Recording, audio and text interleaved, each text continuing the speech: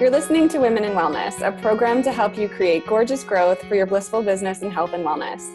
I'm Dr. Gabby, holistic health expert and founder of Women in Wellness, a one-of-a-kind course and community designed to empower and inform you about how to build a purposeful and profitable holistic business. And I'm super excited today because I have an awesome guest, Samantha Gladish. Samantha is a holistic wellness coach who helps people transform and nourish their mind, body, and spirit through personal consultations, workshops, and her site, holisticwellness.ca. She inspires people to become more conscious in their lifestyle choices so they can experience a higher level of well-being. Hi, Samantha. Hello, how are ya? Nice to have you here with us today. This is very exciting. I'm so happy to be here. Thanks for having me. So you and I connected at the Mindshare Summit. That's where our paths crossed, which was very exciting. Yes. And I was blown away by all the amazing practitioners that were there. It was just astounding. I don't know if you feel the same way. Oh, totally. I'm still on my Mindshare high from that weekend. Yeah. Right. And I learned about your work. It's all about holistic wellness, which most of the listeners will probably be familiar with what that means, but in your own words, what does that mean to you, holistic wellness? So it's really about, living more powerfully, living really more holistically in all areas of your life and having a life that's more purpose-driven. That's really ultimately what it is at the end of the day. For me, holistic wellness, it's so interesting how that got started because I remember like 10 years ago being in school studying to be a nutritionist, and that word just kind of popped into my head and I was like, oh, I got to run home and buy that URL and I got to get that. And that was really how it started. And for me, it was just about sharing what I was learning in class with the world. I was just like, I got to get this information out there, and like all the recipes I was creating and whatnot. It was just about helping people to transform their lives, to be happier, healthier, to live with more joy, and to be able to do that, through good food. So nutrition and food was your foray into this world. That was your passion initially? Yes, initially. I'm a self-proclaimed foodie. And I really, that's thanks to my mother. So I was really grateful and really privileged to grow up in a household where my mother made everything from scratch. And, even like I can just remember like my grandmother's cooking and like her food. And I think we all have these like certain smells and just like feelings around like certain meals, right? And so growing up, my mother made everything from scratch, and then my grandparents had a garden, and I was always out in the garden with like, fresh food. And so, and it's funny because growing up, like my mother, she never even really wanted me in the kitchen because it was like her space. It was just like everyone out and let me do my thing. So it really wasn't until I moved out where I was like, oh my God, like I have a kitchen that I could just, go crazy in. And so that's when really the experimenting and the recipe development kind of started. And I just love food. I love fueling people with good quality food. Well, I wonder, I was born in Hershey, Pennsylvania, home of Hershey chocolate, and I need to eat chocolate like every day.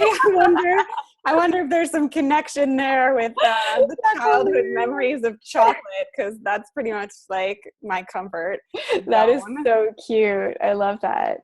You mentioned this idea of purpose-driven, and I always felt like it was my calling to be a healer. I got on the path like in my early 20s, started learning about energy medicine and body work and all this stuff. And it just felt like I'm home. Like this is my work. And even now talking to other healers about their business or their marketing or whatever, it feels like an extension of that, of really like, if I empower them, then they can do good work in the world.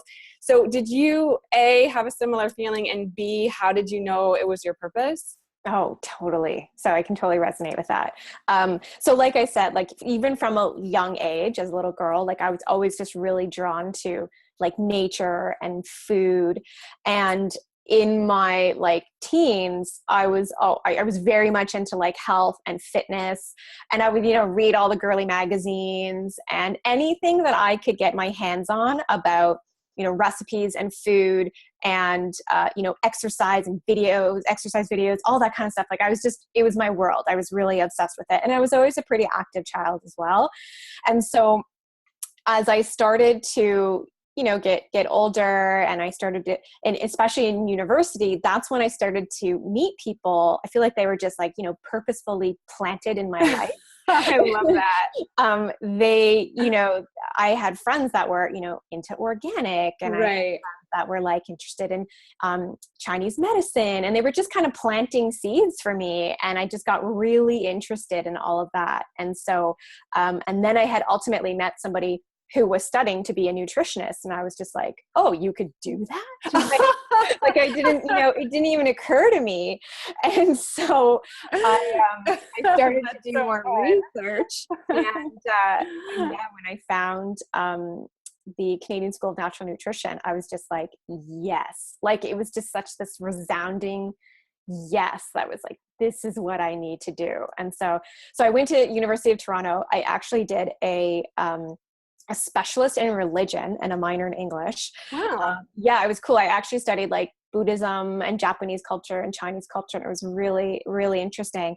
But like the second I graduated, I went and applied to the Canadian School of Natural Nutrition. And it's funny because in university, I would sit in the back row and I would just like hide out. And then in nutrition school, I was like front row, up, never late, like so excited to learn. And I was just like, yes, I'm meant to do this. I'm meant to be here. Nice. And then what did you do when you finished with that? Did you start seeing clients? Did you start writing? Like what happened after that? Oh my God, what a journey and a process that has been. So like I said, when I was in school, that's when the name holistic wellness came to me. And so I didn't really have any type of business sense or anything like that. I just knew that I needed to have this website or this blog and just share this information that I'm learning and be able to put it somewhere just to reach people and to share this information with people. And so I created this, this website, Holistic Wellness, and I would just go on there every week and blog and share recipes and information. And then once I actually graduated, I got a job working in a health food store. And that was so amazing because I got to connect with, so many different companies and supplement companies. And I really got to learn like the ropes around supplements. And then these companies would come in and they would train you. And so I learned so much from working in the health food store. And then it was like health food store after health food store after health food store. I was just kind of like, from part-time and then to full-time. And then I started managing a health food store. And then I got really bored of that. And I was like, oh, I can't just be stuck in these four walls every day. And so I ended up getting a sales rep job with a nutrition company, with a supplement company. And that was so amazing because I felt somewhat entrepreneurial. Like I got to like 1 foot. Yeah. I felt like, I get to manage my schedule a little bit more. I'm out on the road and there was a little bit more freedom. And that was a lot of fun. So I did that for a few years and then I got fired. Yes, I've gotten fired so many times. Yeah. What was the conflict? So, I mean, I really got let go. Wasn't necessary. Yeah, I love that. They always say that. We just need to lay you off right now. Yeah. So it's funny because as all of this was going on, I always had like 1 foot in the door with like a job.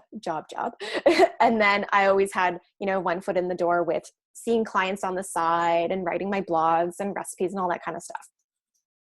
And so, ultimately I knew that what I wanted to do was grow that business, right? And coach more clients and really do that full time. I would see other people around me doing it and I just couldn't really get to that point and grasp mentally that that's something that you actually can do full time. And so I always had my 1 foot in the door in these other jobs. And so as my first sales rep job, I got let go. And it's funny because I had already had another job that I committed to and it was starting like a month later. And so they let me go and I was just like, oh, okay, cool. Because I've already got this other job set up. That's fine. Right. So they let me go. They were making a whole bunch of changes, within their company and it is what it is. And it's funny because I was going to quit, but they ended up letting me go. And then I started with this other company, and I worked with them for about a year and a half. And during that time was when things in my business really started to take off, and I was really putting in a lot of work into it, and I was really networking a lot. I was getting interviewed on podcasts, and just things were starting to grow. And so I kind of had this vision of like, okay, this is going to be possible. Like one day I'll be able to leave my job and do this. But sure enough, I ended up getting let go.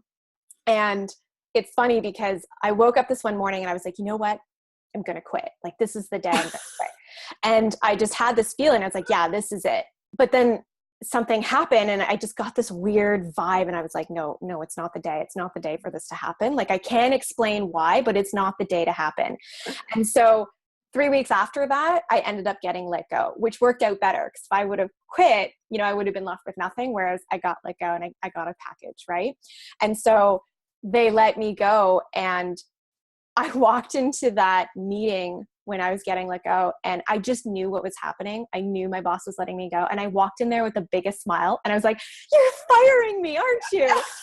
And he just dropped his head and he was like, "Really? Like, how did you know that?" I'm like, "Come on, you don't just fly in for no reason." I'm like, "This is the greatest thing ever. Let's get this over with." And he was like, "I've never seen someone so excited to be let go before." And I was just like, you know what? It's time. Like, it was just time. And the universe did for me what I couldn't do for myself. And so, I got let go that day. I called my boyfriend and I was like, I got let go. Let's go celebrate. We're going out for dinner. And that was kind of it. Like, I got kind of pushed into, having to grow my business. And so after that, ultimately that's what I did. I was like, this is it. I'm in it full force now. It's just the best story ever. It's the best story ever for so many reasons. I mean, first of all, because of your responsibility and accountability towards yourself to take it and grow it in a gradual way while, keeping jobs and things that you needed to take care of yourself. So many people, they say, oh, I went all in and then I went broke and something else and it wasn't meant to be. No, it's not that it wasn't meant to be. It's just that you didn't do it right. Right. Absolutely. Because, what you describe is the ideal scenario to kind of build up the confidence and the competence and the following and everything that you need to do to make a smooth transition.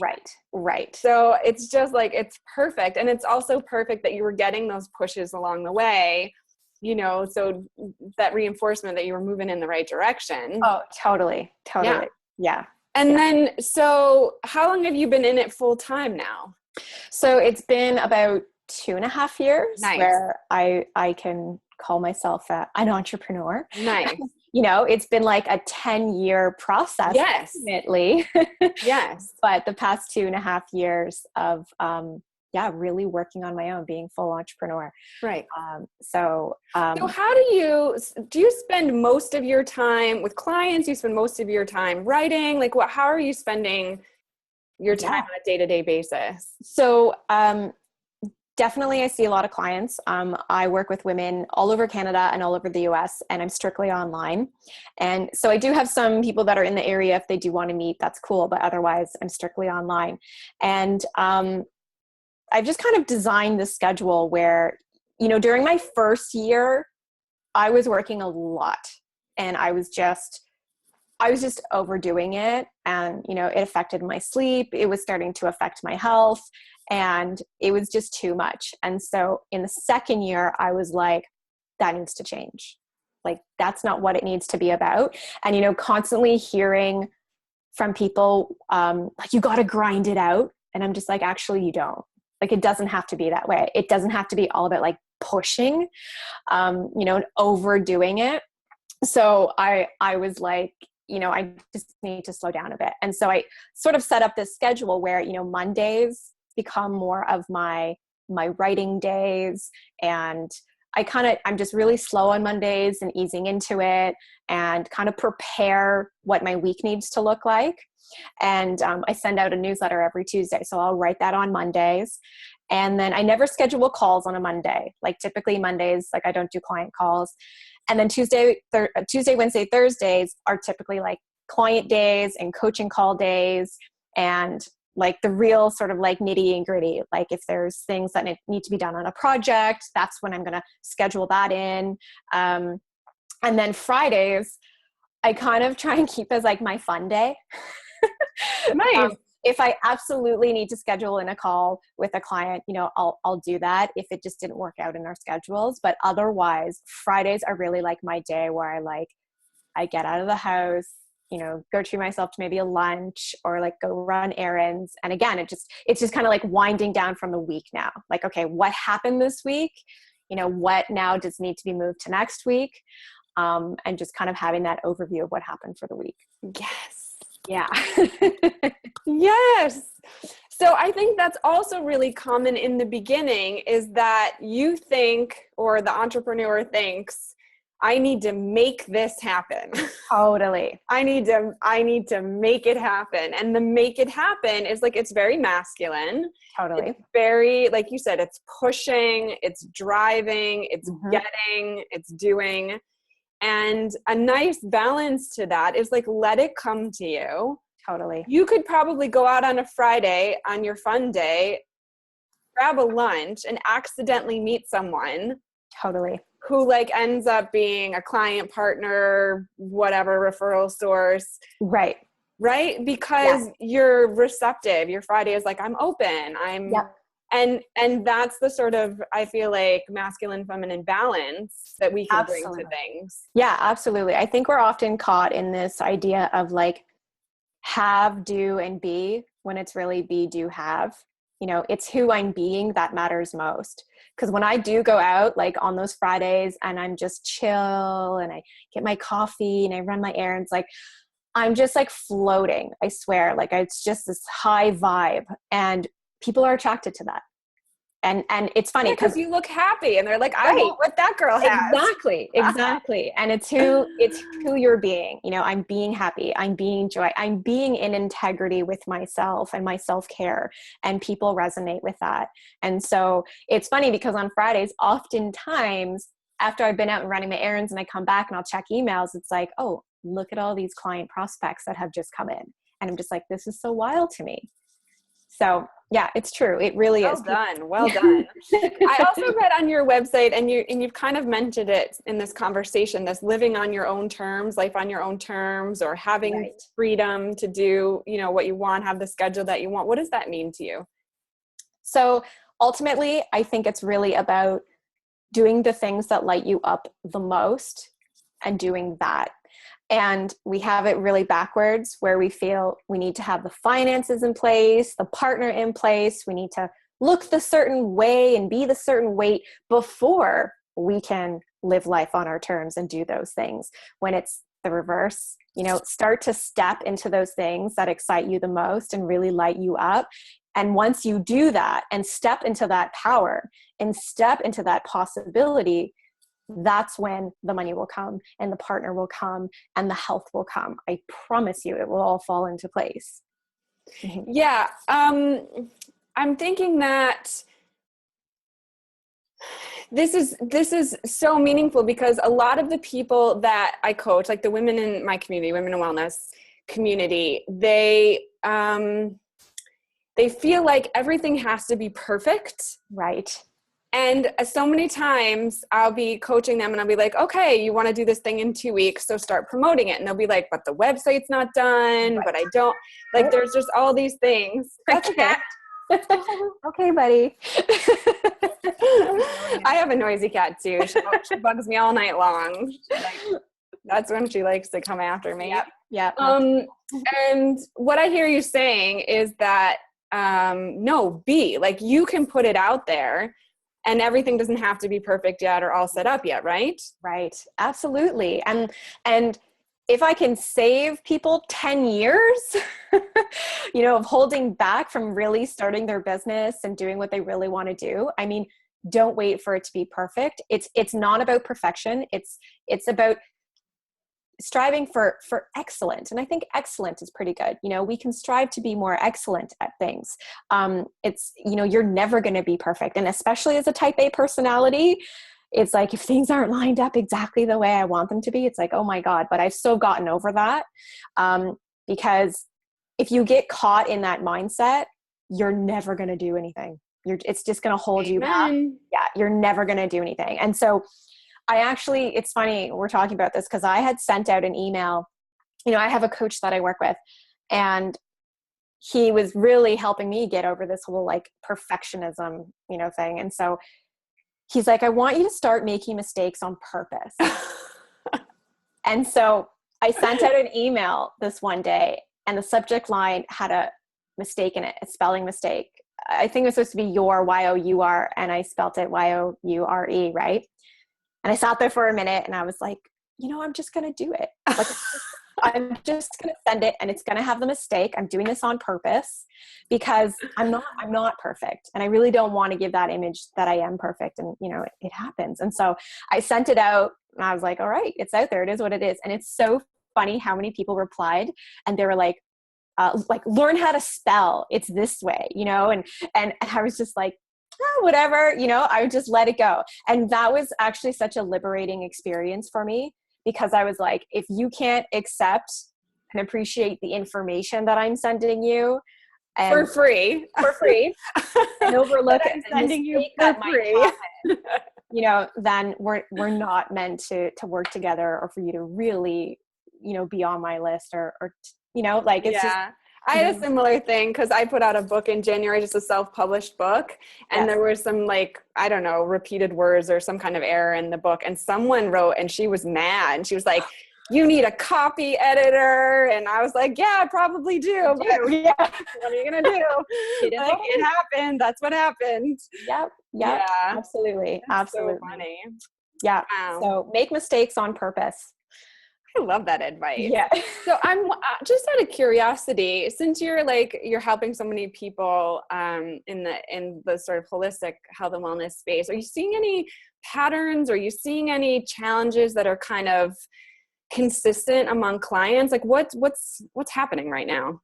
Yeah. I mean, so ultimately I specialize in weight loss and women's hormonal health. And so majority of my practice definitely focuses on weight loss clients, women who are looking to lose like 30, 40 plus pounds. And although that's one of the biggest health challenges that I'm seeing, beyond that, it's really the lack of self-care and the negative self-image that's causing them to, eat the way that they're eating and put on the weight and not have that joy and that happiness in their life. So it's really easy for someone to just call me up and be like, hey, I need your help. I really need to lose weight. And it's like, okay, cool. But let's get a little bit deeper here. Right. Because I always get on the phone with people, and I offer complimentary consult calls. And it's so funny because people will just send over an email saying like, hey, what's the price of your program? And I'm like, I'm not going to send you an email and tell you that. I'm going to get on the phone with you and actually communicate with you, build a relationship with you, and really dive into what's going on. Because if I were to email you and tell you, oh, it's X amount of dollars, you'd probably just, turn around and be like, no way, I'm not doing that. Right. Right. Whereas if we dive deeper into trusting each other, building that relationship, and really understanding these patterns and these paradigms that you've created for yourself, you'll be more receptive to understand why you need the support and the coaching and need to do the program. Right. Right. Yeah. So awesome. So is it a lot of mindset work that you have to do to get them to the place where they need to be? Absolutely. I mean, that's with anything, even with myself as an entrepreneur, like fears, the doubts, the anxieties that come up, oh my God, it's crazy. And it never will go away. And as you keep reaching new levels of success, like you're just going to have different fears and doubts and anxieties, right? So it's just about recognizing those and having the tools to really work through those, so that instead of lingering in that negative space, you can actually snap out of it a lot quicker. Yeah. I just said this to my girls yesterday. We were having a call, and I said, whereas now the next thing I have to do when the fear comes up, instead of like turning around and going back into the cave and putting the pillow over my head and saying, no way. Now it's more like an annoyance. It's like sitting in traffic and being like, really? Yes. There's another traffic jam. Why? And now it's more of just like an annoyance. And I know it's something I have to get through. Yes. But it doesn't have the same control or intimidation Right. even though it's there. Yes. You know? I love that. That totally makes sense. Yes. Yeah. Yeah. That's a great way So we've already mentioned that people can find you at holisticwellness.ca. Is there anything else that you're doing that you want to let people know, or any ways that you want them to connect? Yeah, I mean, holistic wellness is probably the ultimate way to get in touch with me there. And all my social media handles are on there as well if they want to follow me. I love hanging out on Instagram because I love sharing food photos. And I've got some really great, programs that are coming up in the fall, and a women's monthly membership group that's coming up to Nice. really be able to support women in a bigger community, and to support them with meal plans and recipes and workouts and all kinds of fun stuff every month that will ultimately help them achieve, a more powerful, holistic, purpose-driven life. All right, so tell us real quick, what's your favorite current recipe? What's top of the Ooh. list right now? Like, what's on Instagram if I look? So yesterday, I think it was yesterday, I just made these delicious like chocolate overnight oats. Yes. They were so good. So, sometimes you need those quick breakfasts, right? So I just 1 cup of gluten-free oats with some chia seeds, a little bit of coconut milk, some cacao powder, just let that sit overnight. And then in the morning, I just mixed it with some like fresh wild blueberries and strawberries. It's delicious. Yay. Yeah, so good. Oh, this has been such a joy. Thank you, Samantha, for hanging out with us and telling us about your practice. I really appreciate it. Absolutely. Anytime. Thanks for having me. Thanks so much for listening to this episode. You can join the Women in Wellness Club at women-in-wellness.com.